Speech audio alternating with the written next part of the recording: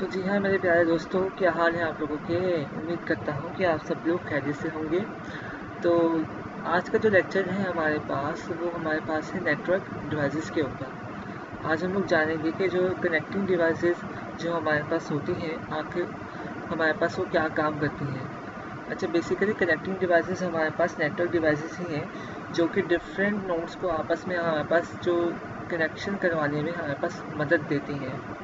तो ज़्यादा टाइम हम लोग ज़ाया नहीं करेंगे, चलते हैं आज के लेक्चर की तरफ और जानते हैं जाकर कि आखिर ये जो कनेक्टिंग डिवाइसेस हैं, नेटवर्क डिवाइसेस हैं, आखिर वो होती क्या है और कौन कौन सी हैं। तो चलते हैं जाकर देखते हैं अपना लेक्चर आज का। जी हाँ, तो दोस्तों ये आप लोगों के सामने आज की जो स्क्रीन जो है वो अपेयर हो गई है यहाँ पे। अच्छा, आप देख सकते हैं आपकी स्क्रीन के ऊपर है सामने हमारे पास कनेक्टिंग डिवाइसेस।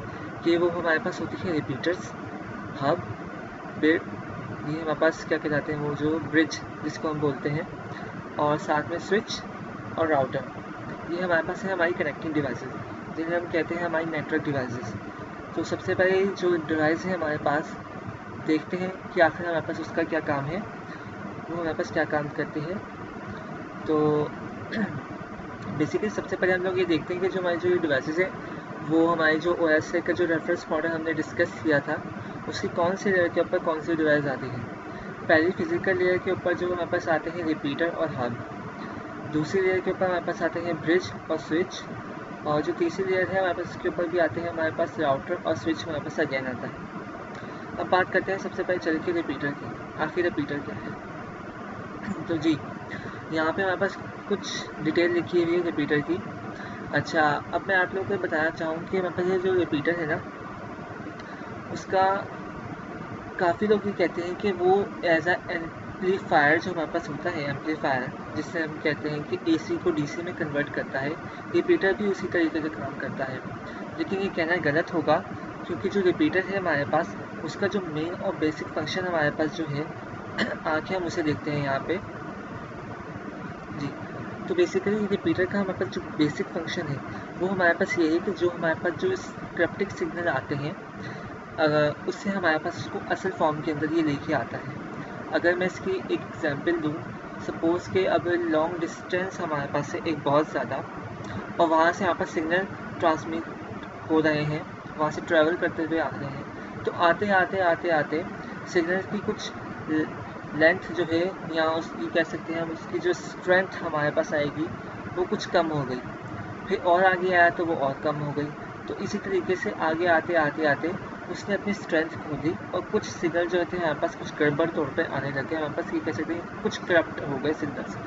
जब वो रिपीटर से हमारे पास गुजरेंगे, तो जो ये रिपीटर है उन सिग्नल्स को उसकी असल हालत के अंदर लेकर आएगा। तो ये हमारे पास रिपीटर का काम होता है। उसका बेसिक फंक्शन हमारे पास ये होता है कि उस सिग्नल्स को हमारे पास उसकी असल हालत के अंदर लेके आता है। बेसिक फंक्शन हमारे पास ये होगा। रिपीटर को हम लोग ये नहीं कह सकते कि वो एज ए एम्पलीफायर काम करता है, क्योंकि एम्पलीफायर AC को DC में कन्वर्ट करता है, और रिपीटर में ऐसा कोई काम नहीं हो रहा। और दूसरी बात, अगर मैं इसके अंदर कहूँ आकर कि जो रिपीटर है हमारे पास, forwarded every frames, it has no filtering capability. अच्छा, अब यहाँ पे फिल्टरिंग कैपेबिलिटी हमारे पास भी आ गई। अच्छा, अब ये जो हमारे पास है वो लिखा है यहाँ पे कोई filtering capability, it has no filtering capability. अब जो हमारे पास यहाँ पे एक और बात इसके अंदर आ जाती है कि जो रिपीटर है हमारे पास ना, वो हमारे पास डेटा फैडरिंग करता है। डेटा फैडरिंग से मुराद हमारे पास क्या हो जाएगा कि उसे नहीं मालूम कि जो डेटा हमारे पास आ रहा है ट्रांसमिट होकर उसे कहाँ भेजना है, किस डेस्टिनेशन तक भेजना है।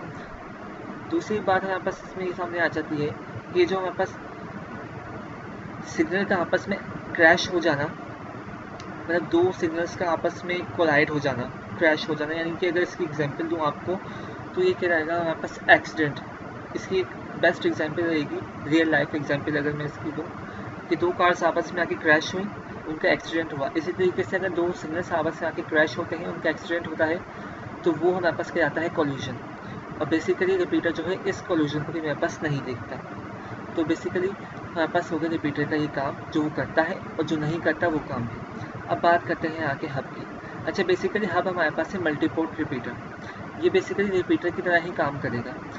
के जो मतलब सिग्नल्स वगैरह जो रिपीटर्स काम कर रहा था हमारे पास, ये भी बेसिकली हब वही काम करेगा। लेकिन इसका बेसिक फंक्शन ये है कि हब को भी नहीं मालूम कि उसे डेस्टिनेशन पे कहाँ भेजना है ट्रैवल को, इसीलिए जो ट्रैवल हमारे पास हो रहे होते हैं, डेटा जो आ रहा है उसे नहीं मालूम कि उसे कहाँ भेजना है। तो बेसिकली ये जो पूरे अपने फंक्शन के अंदर, सॉरी पूरे नेटवर्क के अंदर जितने भी हमारे पास पीसीज अवेलेबल होंगे, जितने भी कनेक्शन बिल्ड हुए होंगे नेटवर्क के अंदर, उन सब के अंदर ये डेटा को ट्रांसमिट करवा देता है, ब्रॉडकास्ट करवा देता है कि हर तरफ भेज देता है हमारे पास। बेसिकली इसका काम होता है हमारे पास हब का ये। अच्छा, हब की वैसे हमारे पास दो टाइप्स होती हैं, एक एक्टिव हब जिसे कहते हैं हमारे पास, और दूसरा हमारे पास होता है पैसिव हब। एक्टिव हब जो है हमारे पास वो सेम ऐसा रिपीटर काम करेगा कि जो सिग्नल्स आएंगे उनकी लेंथ को वगैरह को देखेगा, उनकी स्ट्रेंथ को देखेगा और उसे नहीं मालूम कि इसे कहाँ भेजना है। लेकिन जो पैसिव हब है हमारे पास, मैंने आपको बताया कि वो पूरा ब्रॉडकास्ट करवा देता है हमारे पास आके, पूरा ब्रॉडकास्ट हमारे पास कर देगा पूरे डेटा को एंटायर नेटवर्क के जितने भी हमारे पास कनेक्शन मौजूद होंगे। तो ये बेसिकली बात हो गई हमारे पास हब की। अब बात करते हैं आगे चल के, आगे हमारे पास जो आता है ब्रिज आ रहा है। अच्छा, ये ब्रिज हमारे पास क्या करेगा? देखिए, ब्रिज के पास जो है हमारे पास डेटा फिल्टरिंग मौजूद होगा, मतलब ब्रिज को मालूम होगा कि जो डेटा हमारे पास आ रहा है उसे किस डेस्टिनेशन पे भेजना है। अच्छा, और डेस्टिनेशन के लिए वो हमारे पास जो ब्रिज है, एक पॉइंट इसका ये है कि वो हमारे पास मैक एड्रेस के थ्रू जो है हमारे पास डेटा भेजा जाता है डेस्टिनेशन के ऊपर। तो ये बात हो गई हमारे पास दो कि उसे उसके लिए डेटा फिल्टरिंग होगी, और जो डेटा फिल्टरिंग होगी हमारे पास वो मैक एड्रेस के थ्रू होगी, मतलब जिस डेस्टिनेशन के जो मैक एड्रेस है वो ब्रिज को मालूम होगा। अच्छा, अब ब्रिज हमारे पास एक और काम भी करेगा। वो क्या काम करेगा हमारे पास आके कि जो ब्रिज है उसे मालूम होगा कि बेसिकली आप लोग यहाँ पे देख सकते हैं, यहाँ पास दो लाइन है और ये ब्रिज क्रिएट हुआ है एक लाइन से दूसरी लाइन तक। तो जहाँ से ये डेटा जो आएगा उसे मालूम होगा ब्रिज को कि आखिर इसे जाना कहाँ है, क्योंकि उसके पास ये जो स्टैंड पे जितने मौजूद पीसी हैं उनका मैक एड्रेस इसको मालूम होगा। अच्छा, बेसिकली अब जो ये हमारे पास है ब्रिज, उसके अंदर हमारे पास होती है इनकमिंग और आउटगोइंग पोर्ट हमारे पास होती है। इनकमिंग पोर्ट भी हमारे पास होती है और दूसरी रहती है आउटगोइंग पोर्ट। अच्छा, अब जो है हमारे पास ब्रिज के अंदर वो आ जाता है डेटा फीडिंग में, जैसे आप लोगों को बता दिया है, मैक एड्रेस के थ्रू होगा। और इसके अंदर एक और चीज़ आती है कोल्यूजन डोमेन। अब ये ब्रिज जो है हमारे पास देखेगा कि आखिर जो हमारे पास कोल्यूजन हो रहे हैं दो सिग्नल्स के आपस में, जहाँ जहाँ ये क्रैश हुए होंगे सिग्नल्स दो आपस में, तो उस जगह को ये सेपरेट करके हमारे पास रख लेगा कोल्यूजन डोमेन। तो जो है उसे बता देगा जो कि यहाँ पे हमारे पास इस एरिया के ऊपर या इस जगह के ऊपर आके हमारे पास क्रैश हुआ है।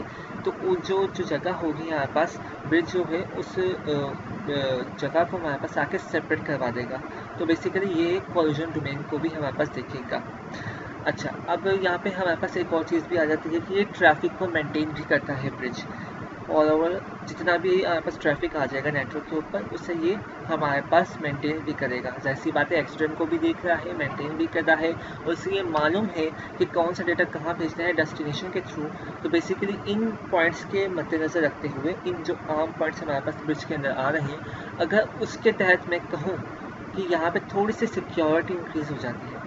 बेसिकली यहाँ हम जो यहाँ पास रिपीटर्स था उसके अंदर ऐसा काम नहीं था कि वो कोल्यूजन को भी देख रहा है, डेटा फेडिंग भी कर रहा है और साथ ही साथ मैक एड्रेस के थ्रू भी डेस्टिनेशन देख रहा है। तो इन पॉइंट्स को अगर मैं मिला के कहूँ तो थोड़ी सी सिक्योरिटी ब्रिज के अंदर आ जाती है। इन पॉइंट्स को मिला के मैं कहूँगा तो अदरवाइज सिक्योरिटी के लिए और भी बहुत सारे काम होते हैं, ठीक है। अगर वैसे मैं बता रहा हूँ, इन पॉइंट्स को मद्देनजर रखते हुए सिक्योरिटी आ जाती है। अच्छा, अब बात करते हैं हमारे पास स्विच की। आखिर स्विच हमारे पास क्या है? देखिए, अगर स्विच की बात की जाए तो बेसिकली स्विच जो है हमारे पास टू लेयर होते हैं। अच्छा, टू लेयर हमारे पास होने से मुराद ये जाएगा कि अब ये हमारे पास मल्टी पोर्ट बन जाएगा। ब्रिज हमारे पास जो था वो इनकमिंग और आउटगोइंग पोर्ट थी हमारे पास। तो बेसिकली जो स्विच होगा वो मल्टी पोर्ट ब्रिज होगा, जिसके अंदर आके काफ़ी सारे हमारे पास जो है वो नेटवर्क जो है क्या कहते हैं आपस में लिंक्ड हो जाएंगे काफ़ी सारा, मतलब इसके अंदर परफॉर्मेंस इसकी जो कहें हमारे पास तो वो ज़्यादा से ज़्यादा इंक्रीज़ हो जाएगी। यहाँ पे आप देख सकते हैं, यहाँ लिखा है विद बेटर परफॉर्मेंस। तो ये बेसिकली हमारे पास जो ब्रिज का जो काम था वही काम हमारे पास सारे स्विच करेगी हमारे पास आके, लेकिन ये बहुत ज़्यादा मोर परफॉर्मेंस हो जाएगी इसकी, बेटर परफॉर्मेंस हो जाएगी इसकी, एफिशिएंसी जो है वो बेटर हो जाएगी ब्रिज के मुकाबले में। अच्छा, स्विच हमारे पास वही काम करेगा, डेटा फीडिंग को देखेगा, ट्रैफिक मेंटेन करेगा, और साथ ही साथ हमारे पास एक काम ये और करेगा कि मतलब वो जो मैंने आपको बताया था कि मैकेनिक्स के थ्रू होगा, जाहिर सी बात है सब होगा।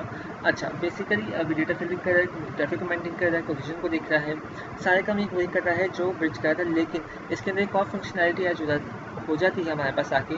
सपोज कर लेते हैं, अगर स्विच को नहीं मालूम होता कि जहाँ डेटा जो हमारे पास आ रहा है वो किस डेस्टिनेशन को भेजना है, सपोज उसे नहीं मालूम, उसका मैक एड्रेस नहीं मालूम, सपोज उसे नहीं मालूम, तो ये क्या करेगा, इसके अंदर एक फंक्शनैलिटी ऐड हुई है कि ये ब्रॉडकास्ट करवा देगा पूरे एंटायर नेटवर्क के ऊपर, हर जगह जितने भी नोड होंगे सब जगह ये उस डेटा को भेज देगा। तो बेसिकली यहाँ पर स्विच के अंदर एक फंक्शनैलिटी ये होती है, बाकी सारी इसके अंदर बेटर परफॉर्मेंस और इसकी एफिशिएंसी जो है वो बढ़ जाती है ब्रिज के मुकाबले में। और ये कराएगा फिर हमारे पास मल्टीपोर्ट ब्रिज। यहाँ सारी डिटेल वही लिखी हुई जो मैंने आप लोगों को बताई, और बेसिकली यहाँ पास फिजिकल है और डेटा लिंक के ऊपर होगा हमारे पास आगे, यहाँ पे इन्होंने डिस्क्राइब भी किया गया है हमारे पास। अच्छा, अब हमारे पास क्या जाएगा राउटर। बात हो गई स्विच की, अब बात कर लेते हैं राउटर की। आखिर राउटर हमारे पास करेगा क्या। राउटर बेसिकली यहाँ पर जो अपना ये देखते हैं आप दोस्तों सबके घरों में होते हैं वाईफाई वाले राउटर, ठीक है, जैसे हमने देखे हुए ही और सबके घरों में मौजूद होते हैं। तो बेसिकली राउटर हमारे पास एक एफिशिएंट रूट प्रोवाइड करता है। राउटर हमारे पास एक एफिशिएंट रूट प्रोवाइड करता है जहाँ पे हमारे पास सब डेटा को, कि जब डेटा उस रूट से ट्रैवल करे तो उससे वहाँ ज़्यादा ट्रैफिक ना मिले।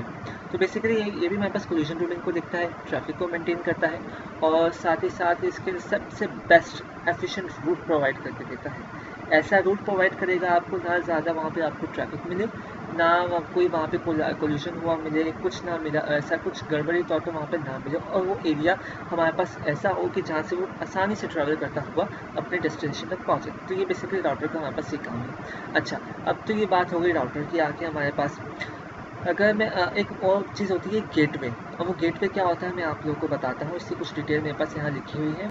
तो गेटवे की अगर मैं डिटेल की बात करूँ आप लोगों के सामने, तो ये हमारे पास उसकी डिटेल कुछ यहाँ लिखी हुई है। बेसिकली गेटवे हमारे पास एक ऐसे नेटवर्किंग डिवाइसेस है जो जो नोड्स हैं यार ऐसे काम कर सकते हैं कि किसी भी दो नेटवर्क को हमारे पास कनेक्ट करवाने के लिए यूज़ की जाती है। बेसिकली अगर इसकी डिटेल की बात करें, gateway is a networking device that connect to network using different protocols together. अच्छा, अब ये हमारे पास जो है गेटवे, ये हमारे पास वही बात आ गई कि गेटवे हमारे पास एक ऐसा गेट क्रिएट करवाता है किसी दो नेटवर्क को आपस में कनेक्ट करवाने के लिए। अच्छा, ये जो गेट है हमारे पास कुछ भी हो सकता है, कोई सर्वर हो सकता है, कोई फायरवॉल हो सकती है, यहाँ पे कोई हो सकता है हमारे पास राउटर्स, ठीक है, ये यहाँ पे अगर कोई भी डिफरेंट डिवाइस हो सकती है ऐसी।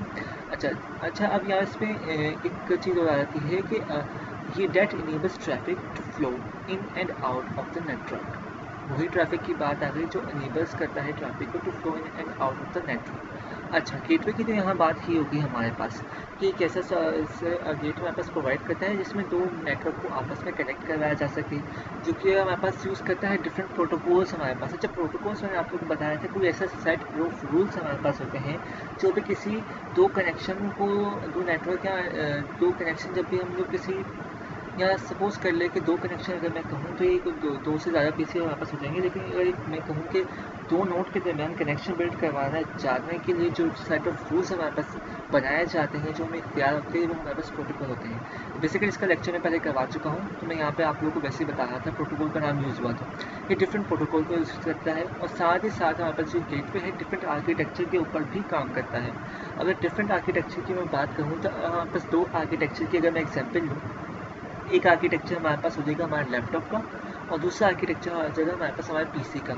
लैपटॉप के अंदर हमारे आर्किटेक्चर के अंदर दो कैश होती हैं, और जबकि पीसी के जो हमारे पास आर्किटेक्चर होता है उसके अंदर शायद 3 कैश होती है मेरे ख्याल से। तो जी हाँ, तो 3 कैश होती है। तो यहाँ पर डिफरेंट आर्किटेक्चर है जिसके ऊपर ये गेटवे काम कर सकता है, इन डिफरेंट आर्किटेक्चर के ऊपर। तो यहाँ तक बात हो जाती है हमारे पास आके हमारे गेटवे की। अच्छा, तो उम्मीद करता हूँ कि अब हमने सारे के सारे डिवाइसेस जो थे हमारे पास, जितने ज़्यादा से ज़्यादा जो डिवाइसेस की बात हुई जाती है यहाँ पर कनेक्टिंग डिवाइसेस की, हब की, रिपीटर की, स्विच की, राउटर की, और बस गेटवे की, तो मैंने आप लोगों को बता दिए हैं। उम्मीद करता हूँ कि आप लोगों को अच्छा लगा होगा ये लेक्चर। प्लीज़ मुझे कमेंट करके बताएं कि आखिर आप लोगों को लेक्चर कैसा लगा। आपको कुछ प्रॉब्लम है या कुछ और कोई भी सवाल अगर इस लेक्चर के हवाले से हो तो प्लीज़ मुझसे कमेंट में शेयर कीजिए, वो सवाल मुझे कमेंट में बताइए। प्लीज़ अगर आपको लगा हो कि इस वीडियो से आपको कुछ फ़ायदा हासिल हुआ है तो प्लीज़ इस वीडियो को शेयर कीजिए, मेरे चैनल को सब्सक्राइब कीजिए और प्लीज़ बेल आइकन को भी प्रेस कीजिए ताकि आने वाली जो अगली वीडियो है वो भी आपको जल्दी मिल सके। तो आज के लिए हम लोग इतना ही रखते हैं। अगले लेक्चर में मुलाकात होगी एक नए टॉपिक के साथ। तो तब तक के लिए बाय बाय।